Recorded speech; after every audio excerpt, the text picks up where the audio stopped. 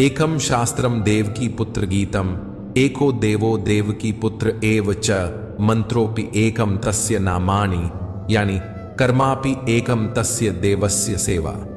अर्थात एकमात्र शास्त्र जो भगवान के श्रीमुख से प्रकट हुआ वो देवकी पुत्र पहले आपके पास पहुंचे।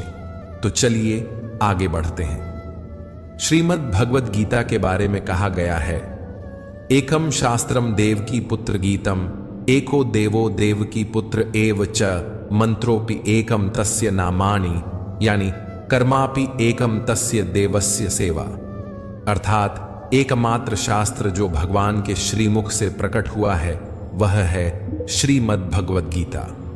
जब महाभारत के महासंग्राम में अर्जुन संशय और मोह से ग्रस्त होकर अपने कर्तव्य से विमुख होने लगा, तब भगवान श्री कृष्ण ने उसे जो दिव्य उपदेश दिया वही गीता है, जो संपूर्ण मानवता के लिए मार्गदर्शक बन गई। इस सृष्टि में यदि कोई एक पूजनीय देव हैं तो वे हैं भगवान श्री कृष्ण। यदि कोई एक मंत्र है तो वह है उनका नाम।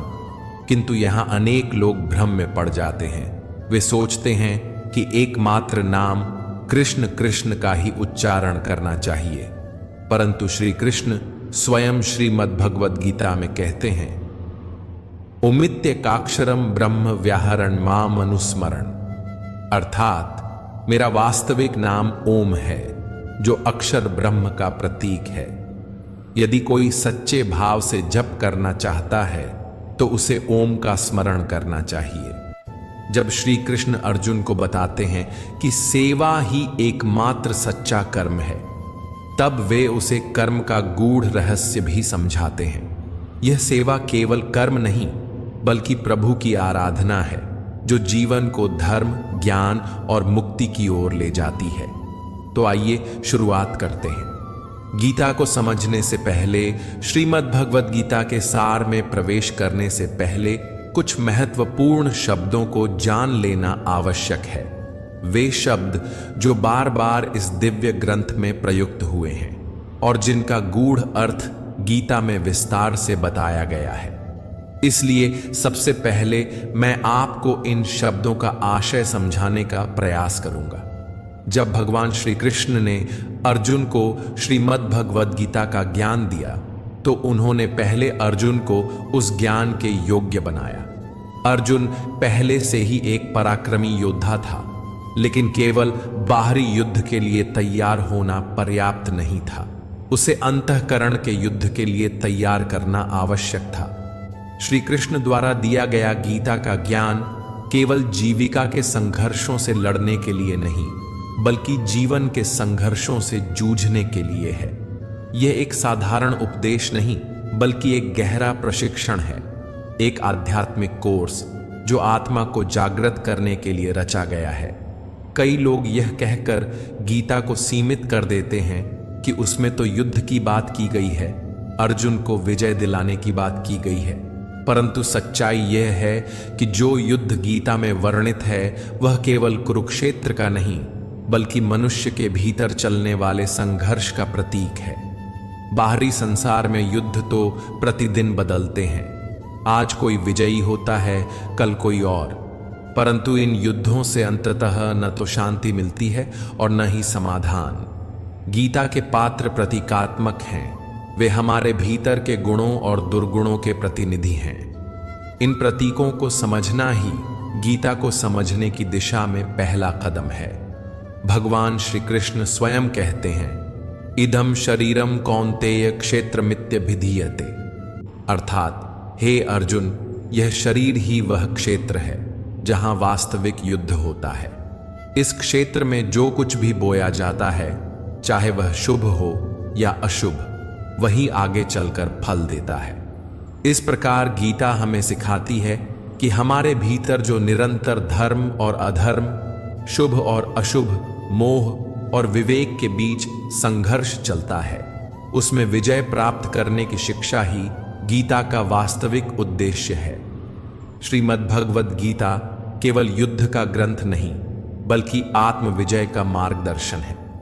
जब आपको सद्गुरु का सान्निध्य प्राप्त होता है, जब आप साधना को सही मार्ग पर आरंभ करते हैं, जब आपके भीतर से पाप धीरे धीरे पीछे छूटने लगते हैं तो आपका यही शरीर धर्म क्षेत्र बन जाता है। लेकिन यदि आप काम, क्रोध, लोभ और मोह जैसे विकारों के वशीभूत होकर जीवन जीते हैं तो यही शरीर एक कुरुक्षेत्र में बदल जाता है, जहां भीतर ही भीतर निरंतर संघर्ष चलता रहता है। गुरु का अर्थ केवल एक व्यक्ति नहीं बल्कि एक प्रेरणा है, एक आदेश है जो कहता है करो। यह एक प्रेरणास्पद पुकार है क्योंकि हमारा चंचल मन और शरीर हर समय किसी न किसी क्रिया में लगा रहता है। जब हम कुछ भी नहीं कर रहे होते तब भी हमारा मन सपने देखता रहता है, विचार करता है, कहीं न कहीं संलग्न रहता है। यदि हम प्रकृति और विषय वासनाओं की ओर आकर्षित होते हैं तो हमारा शरीर कुरुक्षेत्र बन जाता है, जहां मोह, द्वेष और अज्ञान की सेनाएं आपस में टकराती हैं। परंतु जब हम परमात्मा की ओर मुड़ते हैं, उनके मार्ग पर चलने लगते हैं, तब यही शरीर धर्म क्षेत्र बन जाता है, जहां शांति, विवेक और आत्मज्ञान की विजय होती है। यही वास्तविक संघर्ष है धर्म क्षेत्र और कुरुक्षेत्र के बीच, और यह संघर्ष हमारे भीतर ही घटित होता है। अब जब बात धर्म क्षेत्र और कुरुक्षेत्र की हो रही है तो यह समझना आवश्यक है कि हमारे अंतःकरण में दो प्रमुख प्रवृत्तियां सदैव सक्रिय रहती हैं, देवी संपदा और आसुरी संपदा। देवी संपदा का प्रतिनिधित्व करते हैं पुण्य रूपी पांडु और कर्तव्य रूपी कुंती। जब तक पुण्य का प्रकाश जागृत नहीं होता तब तक हम अपने कार्यों को केवल सामाजिक या व्यावहारिक कर्तव्य समझकर करते हैं। लेकिन जैसे ही पुण्य जागता है, जैसे ही आत्मा में प्रकाश होता है, तभी देवी संपदा सजीव हो जाती है और तभी हम सच्चे अर्थों में अपने कर्तव्यों को पहचान पाते हैं। क्योंकि बिना पुण्य के कर्तव्य केवल एक बोझ बन जाता है, लेकिन जब पुण्य जागृत होता है तब कर्तव्य सेवा बन जाता है, योग बन जाता है, ईश्वर का माध्यम बन जाता है। कुंती ने पुण्य के जागृत होने से पहले, यानी पांडु के प्रकट होने से पहले, जो कुछ प्राप्त किया वह था कर्ण। कर्ण कोई साधारण पात्र नहीं है, वह हमारे भीतर जमी बंधनकारी रूढ़ियों का प्रतीक है। वे रूढ़ियां जो हमें बचपन से संस्कारों, मान्यताओं और सामाजिक मर्यादाओं के रूप में सिखा दी जाती है। कर्ण हमारे मन की वह परत है जो सच्चाई से पहले बनती है, जो जन्म से पहले नहीं पर समझ के पहले से हमारे भीतर सक्रिय हो जाती है। यही कर्ण जब हमारे जीवन पर हावी रहता है तब हम समाज और परंपराओं के अनुसार निर्णय लेते हैं, आत्मा की पुकार को दबाकर। परंतु जिस दिन पुण्य जागृत होता है उसी दिन देवी संपदा भी प्रकट हो जाती है। और जब यह संपदा जागृत होती है तो हमारे अंतःकरण में धर्म रूपी युधिष्ठिर का जन्म होता है, अनुराग रूपी अर्जुन उत्पन्न होता है। वह अर्जुन जो भगवान की ओर आकर्षित होता है, जिसने यह निर्णय ले लिया है कि उसे ईश्वर को पाना है, उस दिव्य ज्ञान को समझना है। और जब इस अनुराग का अंकुर आपके भीतर फूट पड़ता है तभी आप भगवद गीता को समझने योग्य बनते हैं। फिर आपके भीतर भाव रूपी भीम जागृत होता है, वह प्रबल भावना जो धर्म के लिए हर चुनौती से टकराने को तैयार रहती है। नियम रूपी नकुल आपके जीवन में व्यवस्था लाता है, अनुशासन की भावना लाता है। सत्संग रूपी सहदेव आपको सत्संग की ओर, ज्ञान की ओर, साधुजनों की ओर ले जाता है। और साथ ही सात्विकता रूपी सात्विकी भी आपके स्वभाव में समा जाती है, जो आपके जीवन को निर्मल बनाती है। यही सात्विक प्रवृत्तियां जब एक साथ जागृत होती हैं तो आपका मन कर्तव्य के द्वारा भाव पर विजय की ओर अग्रसर होता है। और यही कुंती भोज कहलाता है, जहां कर्म और भावना का संतुलन होता है। इन सातों प्रवृत्तियों को 7 अक्षौहिणी सेनाओं के रूप में दर्शाया गया है। अक्ष का अर्थ है दृष्टि, वह दृष्टिकोण जो सत्य की ओर देखता है। ये 7 सीढ़ियां हैं 7 भूमिकाएं हैं जो हमें परमात्मा तक की यात्रा पर ले जाती हैं। ये गणनाएं केवल प्रतीक नहीं बल्कि आत्मिक विकास के 7 चरण हैं, और ये प्रवृत्तियां, ये दिव्य शक्तियां अनंत हैं, सीमाहीन हैं। अब यदि हम आसुरी संपदा की बात करें, यानी कि उस कुरुक्षेत्र की जो हमारे भीतर ही उभरता है, तो उसमें शामिल होती हैं हमारी 10 इंद्रियां और एक चंचल मन। ये मिलकर कुल 11 सेनाएं बनाती हैं जो आसुरी प्रवृत्तियों का प्रतिनिधित्व करती हैं। इस कुरुक्षेत्र का राजा है धृतराष्ट्र, वह व्यक्ति जो सत्य को जानता है, जिसने धर्म के उपदेश सुने हैं लेकिन फिर भी आंखें मूंद कर जीता है।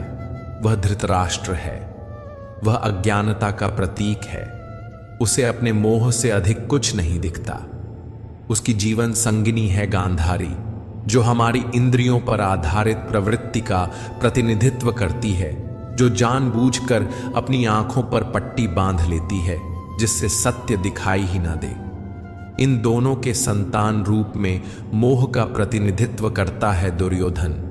वही मोह जो सभी समस्याओं का मूल है, वही जो हमें संसार से बांध कर रखता है। इसके बाद आता है दुर्बुद्धि रूपी दुशासन, जिसकी बुद्धि भ्रष्ट हो चुकी है और जो सही गलत का भेद करना भूल गया है। फिर आते हैं भीष्म, जो भ्रम का प्रतीक है। भ्रम के कारण ही मनुष्य जीवन भर किसी एक सत्य को पकड़ नहीं पाता। इन पात्रों और प्रवृत्तियों का विस्तार गीता में प्रतीकात्मक भाषा में किया गया है, ताकि हम अपने भीतर चल रहे धर्म और अधर्म के युद्ध को पहचान सकें और जीत का मार्ग चुन सकें। इनके बारे में आगे विस्तार से बात करेंगे। इन सभी पात्रों और प्रवृत्तियों के बीच एक और पुण्यात्मा विद्यमान है, विदुर। वह स्वयं अज्ञान के वातावरण में रहता है, परंतु उसकी दृष्टि सदैव पांडवों के कर्मों पर टिकी रहती है। उसका मन, उसकी चेतना हमेशा धर्म की ओर आकृष्ट रहती है। वह उनके साथ जुड़ना चाहता है, उनके मार्ग पर चलना चाहता है। विदुर वह पात्र है जो अधर्म के बीच रहकर भी धर्म की तलाश करता है, अज्ञान में रहते हुए भी प्रकाश की ओर बढ़ने का प्रयास करता है। यही उसकी विशेषता है। अब आइए श्रीमद् भगवद गीता के प्रथम अध्याय की ओर बढ़ते हैं और समझते हैं कि इस अध्याय से हमें क्या सीख मिलती है। मैं यहाँ सरल और सहज शब्दों में कुछ महत्वपूर्ण बातें आपके सामने रखने का प्रयास करूंगा। श्रीमद् भगवद गीता के प्रथम अध्याय का पहला श्लोक है, धृतराष्ट्र उवाच धर्मक्षेत्रे कुरुक्षेत्रे संवेता युयुत्सवः माम का पांडवाश्चैव किम कुर्वत संजय। इस श्लोक में धृतराष्ट्र, जो जन्म से अंधे थे, संजय से प्रश्न करते हैं। यद्यपि वे शारीरिक रूप से दृष्टिहीन थे, फिर भी उन्होंने महाभारत का संपूर्ण युद्ध देखा, परंतु किसके माध्यम से? संजय के माध्यम से। धृतराष्ट्र यहां अज्ञानता का प्रतीक हैं और संजय प्रतीक हैं संयम और विवेक के। धृतराष्ट्र पूछते हैं, हे संजय, धर्म क्षेत्र कुरुक्षेत्र में जो युद्ध की इच्छा से मेरे और पांडु के पुत्र एकत्र हुए हैं, उन्होंने आखिर किया क्या? यह प्रश्न केवल युद्ध के आरंभ को जानने का नहीं, बल्कि अज्ञान द्वारा विवेक से पूछे गए एक गूढ़ प्रश्न का प्रतीक है। यह समझना आवश्यक है कि अज्ञानता धृतराष्ट्र स्वयं देख नहीं सकती, समझ नहीं सकती। उसे विवेक और संयम संजय के माध्यम से ही सत्य का ज्ञान हो सकता है। यह वह स्थिति है जब मनुष्य अंधकार में होता है, लेकिन उसका भीतर कहीं ना कहीं यह जानना चाहता है कि सत्य क्या है, धर्म क्या है और उसका मार्ग कौन सा है। लेकिन जब तक मोह रूपी दुर्योधन यानी अज्ञानता का पुत्र जीवित रहेगा, धृतराष्ट्र की दृष्टि सदैव कौरवों की ओर ही रहेगी। उसकी सोच सीमित, पक्षपातपूर्ण और विकारों से ग्रस्त रहेगी। यही गीता की शुरुआत की मूल चेतावनी है। जैसा कि श्री कृष्ण ने स्वयं गीता में कहा है, इदम शरीरम कौन्तेय क्षेत्र मित्यभिधीयते हे अर्जुन, यह शरीर ही क्षेत्र है। यह युद्ध का मैदान सिर्फ कुरुक्षेत्र नहीं है, बल्कि हमारा शरीर, हमारा मन, हमारी चेतना ही वह क्षेत्र है जहां धर्म और अधर्म, ज्ञान और अज्ञान, संयम और मोह के बीच निरंतर युद्ध चल रहा है। श्रीमद् भगवद गीता का प्रथम अध्याय इसी भीतरी युद्ध की भूमिका है, जिसे समझे बिना गीता का मर्म नहीं समझा जा सकता। जैसे जैसे आप श्रीमद् भागवत गीता का अध्ययन करते जाएंगे, आप पाएंगे कि प्रारंभिक अध्यायों में अनेक पात्रों का उल्लेख होता है, किंतु आगे चलकर संवाद केवल भगवान श्री कृष्ण और अर्जुन के बीच सीमित रह जाता है। इसका एक गूढ़ संकेत है, यह दिव्य ज्ञान केवल उस अनुरागी अर्जुन के लिए है जिसने शरणागति को अपनाया है, क्योंकि जब तक व्यक्ति स्वयं भगवान को पाने की तीव्र इच्छा नहीं करता, तब तक गीता का ज्ञान उसके भीतर नहीं उतरता। अब यदि हम प्रथम अध्याय के 11वें श्लोक को देखें तो वहां दुर्योधन अपने गुरु द्रोणाचार्य से कहता है, अयनेषु च सर्वेषु यथा भागम वस्थिता भीष्म मेवाभिरक्षन्तु भवन्तः सर्व एव ही। अर्थात, हे आचार्य, सभी योद्धा अपने अपने मोर्चों पर स्थित रहें, किंतु सब मिलकर पितामह भीष्म की रक्षा करें। यहां दुर्योधन कहता है कि अगर भीष्म जीवित हैं तो हम अजेय हैं, इसलिए उन्हें केवल युद्ध में भाग लेने की आवश्यकता नहीं, बल्कि उनकी रक्षा की जानी चाहिए। अब जरा सोचिए, भीष्म जैसे महायोद्धा, जिन्हें मृत्यु का भी वरण करने की स्वतंत्रता थी, जिन्हें इच्छा मृत्यु का वरदान प्राप्त था, उन्हें अब स्वयं की रक्षा के लिए दूसरों की आवश्यकता पड़ रही है। ये कोई साधारण दृश्य नहीं है। जैसा कि पहले बताया गया, महाभारत के ये पात्र प्रतीकात्मक हैं, रूपकात्मक हैं। भीष्म यहां भ्रम के प्रतीक हैं, और जब तक भ्रम जीवित है तब तक कौरव यानी आसुरी प्रवृत्तियां अजेय मानी जाती हैं। यहां अजेय का अर्थ यह नहीं कि उन्हें पराजित नहीं किया जा सकता, बल्कि यह कि उन्हें पराजित करना अत्यंत कठिन होता है। जब तक भीतर भ्रम बना रहता है, सही और गलत में भेद स्पष्ट नहीं होता, तब तक मोह, अज्ञान और कष्ट भी बने रहते हैं। लेकिन जैसे ही भ्रम समाप्त होता है, वैसे ही अविद्या, मोह और सभी विकार अपना अस्तित्व खोने लगते हैं। इसलिए भीष्म का जीवित रहना केवल युद्ध में उनकी भूमिका नहीं, बल्कि यह बताने का संकेत है कि जब तक हमारे भीतर का भ्रम जीवित है, तब तक आध्यात्मिक विजय संभव नहीं है। दुर्योधन अपने गुरु द्रोणाचार्य से कहता है, गुरुदेव, पांडवों की सेना का नेतृत्व भीम कर रहा है और हमारी सेना का नेतृत्व पितामह भीष्म कर रहे हैं। यह बात केवल युद्ध के प्रबंध की नहीं, बल्कि एक गहरा प्रतीक है। भीम यहां भाव का प्रतीक है, और केवल भावों में ही परमात्मा का वास होता है। जब तक आपके भीतर सच्चे भाव हैं, तब तक आप परमात्मा की ओर बढ़ सकते हैं, उनकी अनुभूति कर सकते हैं। लेकिन जब तक भीतर भ्रम जीवित है, जिसे भीष्म के रूप में दर्शाया गया है, तब तक आपकी चेतना आसुरी संपदा से घिरी रहती है, और यह भ्रम बना रहता है कि असली सुख तो संसार के भोगों में है। इस समय जो राजा है, वह मोह रूपी दुर्योधन है। वही संवाद कर रहा है गुरु द्रोणाचार्य से, जो द्वैत बुद्धि का प्रतीक है। द्वैत यानी मैं अलग हूं और परमात्मा अलग है। जब तक यह अनुभूति बनी रहती है कि हम और ईश्वर अलग हैं, तब तक वह द्रोणाचार्य जीवित रहते हैं। आचार्य द्रोण के बारे में कहा जाता है कि जब तक उनके हाथ में शस्त्र है, उन्हें कोई पराजित नहीं कर सकता।